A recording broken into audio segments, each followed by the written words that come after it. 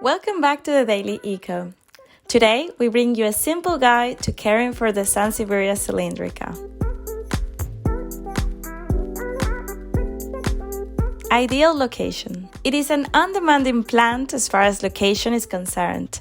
Even for a succulent, the plant prefers very bright environments, so it does especially well if it gets a lot of sun, even directly. However, it can also grow and survive in low-light environments. If you have a choice, find a spot near a window or a light source that gets as many daylight hours as possible. If you see your plant's leaves curling or appearing very weak, it's a sign that your SANSEVIERIA needs more light.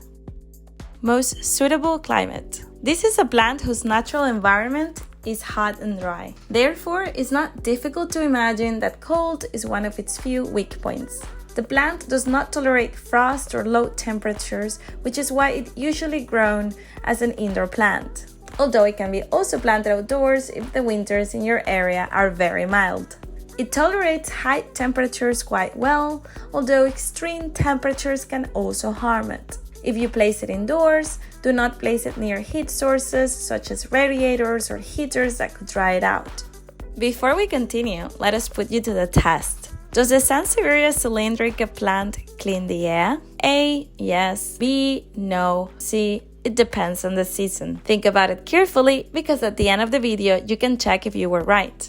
Watering the SANSEVIERIA CYLINDRICA. If monitoring the cold is one of the most important points in the care of the SANSEVIERIA CYLINDRICA, so is the watering. But not because the plant needs a lot of water, but quite the opposite. Like many succulents, this plant is very sensitive to excessive watering, which can easily lead to the rotting of its roots. The frequency with which you should water it will depend on the conditions of the particular home and factors such as the substrate. It is best to water them when you notice that the substrate has dried out beyond the surface layer. But how can you check this? Easy. Carefully insert a toothpick into the soil. When you pull it out, see if the substrate sticks to it or not. If it comes out clean, it is dry and needs to be watered. If you are unsure on how much water your SANSEVIERIA needs, water it too little rather than too much, because it will easily recover once it's watered.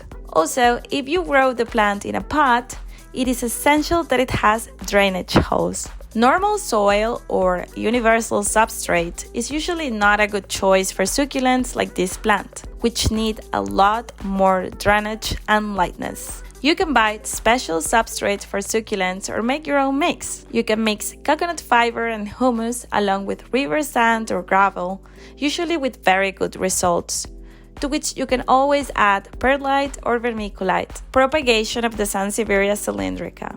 Propagation of this plant is very simple and can be done both by dividing the rhizome, that is, the thick tuberous roots that the plant has, or by cutting off the leaf. There is only one difference between these two methods. Plants grown from cuttings do not produce leaves with the multicolored pattern. And going back to the question we asked you before, have you thought it through? The correct answer is A. Due to their ability to absorb up to 107 types of air pollutants, this plant is suitable for air purification.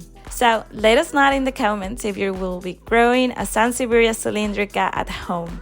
Until next time!